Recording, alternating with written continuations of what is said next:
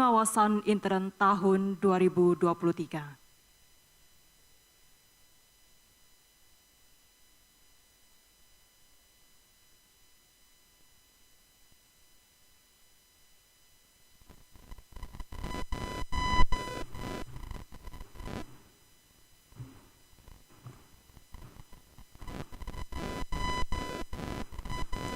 Bismillahirrahmanirrahim. Assalamualaikum warahmatullahi wabarakatuh. Selamat pagi, salam sejahtera bagi kita semua. Om Swastiastu, Namo Buddhaya, salam kebajikan. Yang saya hormati Ketua Badan Pemeriksa Keuangan Republik Indonesia, yang saya hormati Pak Menko, para menteri yang hadir, yang saya hormati Kepala BPKB, Bapak Muhammad Yusuf Atteh, beserta seluruh jajaran yang pada pagi hari ini hadir, yang saya hormati Panglima TNI, Kapolri, Ketua KPK, Bapak Ibu sekalian, hadirin dan undangan yang berbahagia. Pertama-tama saya ingin menyampaikan ucapan terima kasih kepada BPKB yang telah bekerja keras menjaga tata kelola pemerintahan sehingga bisa lebih efektif, bisa lebih efisien. Dan saat ini pemerintah sedang fokus untuk melakukan peningkatan produktivitas, utamanya menuju ke Indonesia Emas 2045. Bukan barang yang mudah. Angka-angkanya sudah ada, tetapi tantangannya juga tidak gampang. Kita tahu situasi global tidak mendukung, situasi ekonomi dunia juga tidak mendukung. Saat di Jepang, di Hiroshima, di G7 kemarin saya bertemu dengan Managing Director-nya IMF, Ibu Kristalina Georgieva. Beliau menyampaikan yang menjadi pasien IMF sekarang ini sudah 96 negara. 96 negara. Dulu 98 hanya berapa sih? 10 aja nggak ada. Geger semuanya. 96 negara. Menunjukkan bahwa situasi dunia sekarang ini betul-betul pada situasi yang sangat sulit.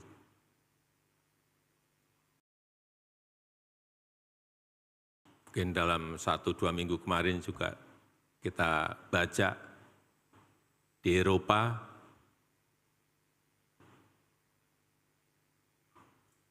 secara teknikal sudah masuk ke resesi. Informasinya yang jelek-jelek seperti itu. Oleh sebab itu, setiap rupiah yang kita belanjakan dari APBN, dari APBD yang ada di BUMN, semuanya harus produktif.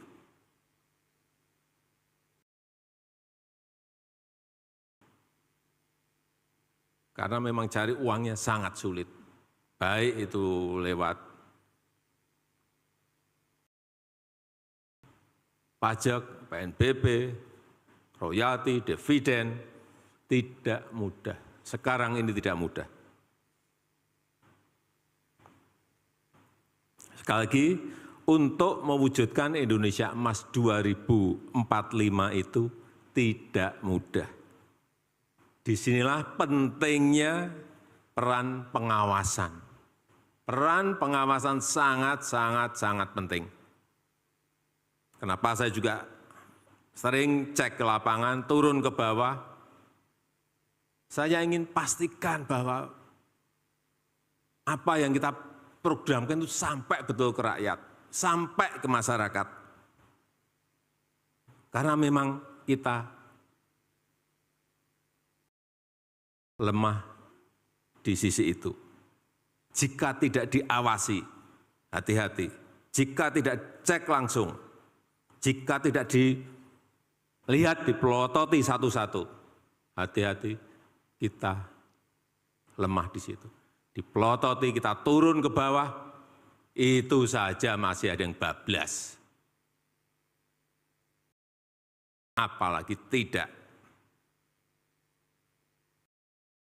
Dan saya minta pengawasan itu orientasinya bukan prosedurnya. Orientasinya ada hasilnya itu apa. Tadi disampaikan oleh Pak Ateh, Kepala BPKP, banyak APBN kita, APBD kita yang berpotensi tidak optimal. Ini perlu saya ingatkan pada semuanya, baik pusat maupun daerah, dalam penggunaan yang namanya anggaran. Karena 43% itu bukan angka yang sedikit. Di cara penganggarannya saja sudah banyak yang enggak benar. Contoh,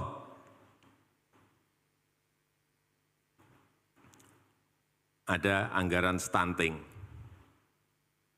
10 miliar. Coba cek, lihat betul. Untuk apa 10 miliar itu? Jangan membayangkan nanti ini dibelikan telur, dibelikan susu, dibelikan protein, diberikan sayuran, 10 miliar. Coba dilihat detail. Saya baru saja minggu yang lalu, saya cek.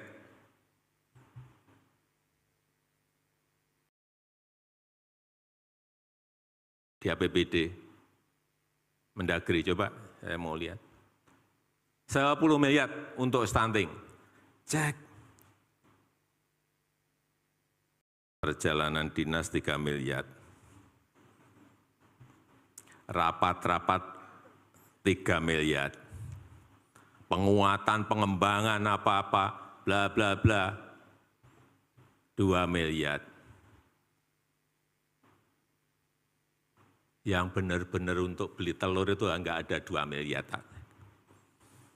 Ya, kapan stuntingnya akan selesai kalau caranya seperti ini?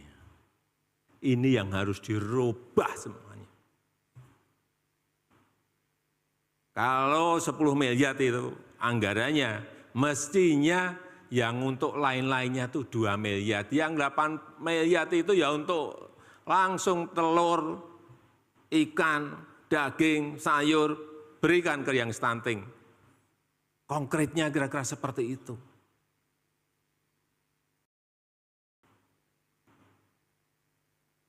Pengembangan UMKM, ini ada di APBD, enggak usah saya sebutkan di kabupaten mana.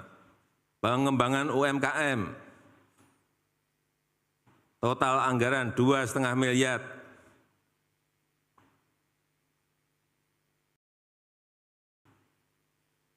Rp2,5 miliar untuk pengembangan usaha mikro, usaha kecil. 2,5 miliar. 1,9 itu untuk honor dan perjalanan dinas. Ke situ-situ terus sudah.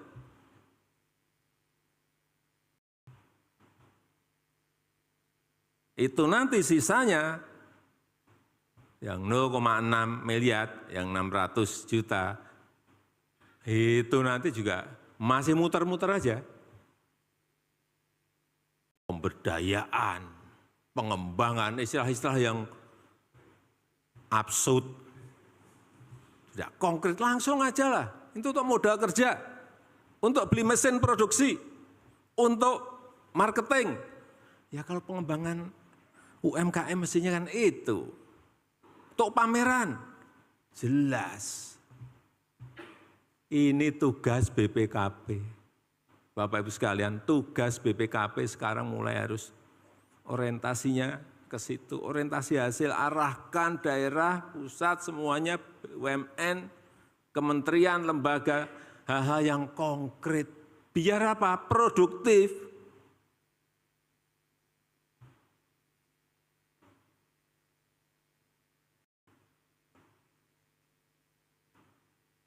Saya lihat lagi di sebuah kabupaten,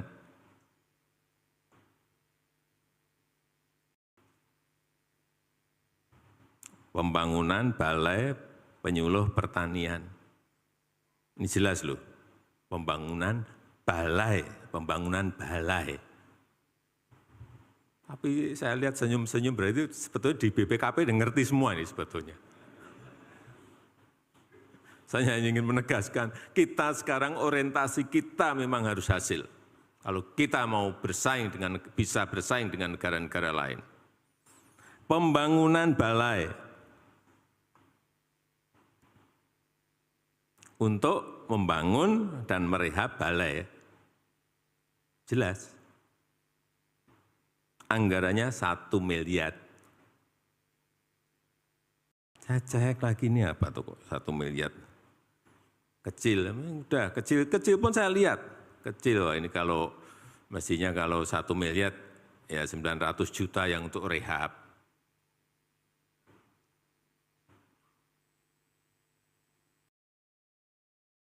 Mestinya. Tapi setelah kita cek benar, 734 juta itu honor, rapat, dan perjalanan dinas. 734. Artinya 80%. Ini udah nggak bisa lagi Bapak Ibu sekalian. Dan inilah tugas berat BPKP ada di sini.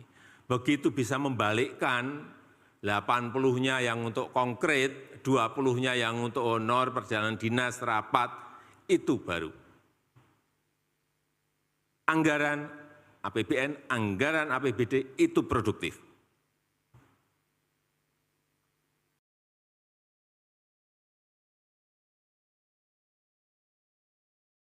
Karena tangan BPKP itu sampai di provinsi, kabupaten, dan kota.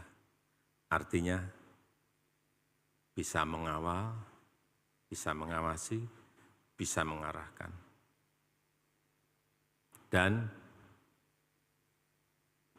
ya enggak pusat, enggak provinsi, kota, dan kabupaten itu dengan BPKP itu takut. Segen dan takut. Gunakan ini untuk kebaikan negara. Contoh lagi, kita kan tahu masih banyak kemiskinan. Daerah kemiskinannya tinggi, tapi anggaran perlindungan sosialnya kurang dari 1%. Mestinya itu diprioritaskan dulu. Hal-hal seperti ini yang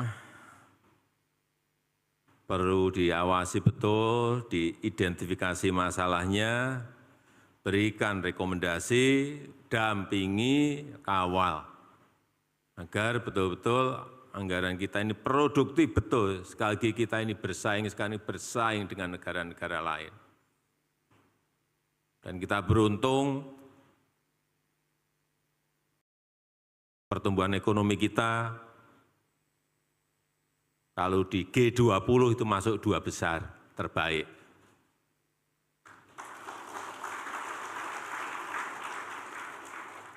Tahun lalu 5,3% growth kita, kuartal pertama tahun ini tumbuh masih di atas 5,03%, betul Bu Menteri? Inflasi kita juga turun, kalau dulu 5,9, sekarang sudah di angka 4%. Seperti ini makronya sudah bagus, tapi hal yang tadi yang saya sampaikan tadi kalau tidak kita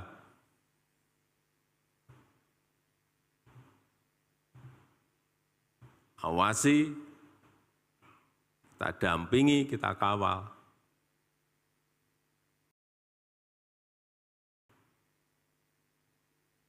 Sebab itu sekali lagi, perkuatan pengawasan internal jangan sampai hanya menjadi aksesoris. Dan juga nggak usahlah ada data yang ditutup-tutupi. Ya, kalau memang ini salah, tunjukkan kesalahan, cara memperbaikannya seperti apa. Dan juga saya minta kepada seluruh daerah, jangan mengabaikan rekomendasi-rekomendasi yang diberikan oleh BPKP.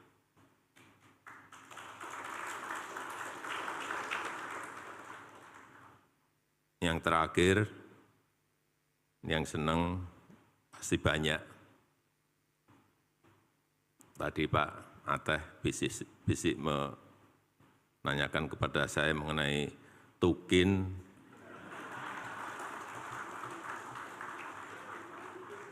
Tukin di lingkungan BPKP. Pak Presiden gimana Pak perpresnya? Sudah selesai belum? Saya sampaikan, sudah saya tanda tangani.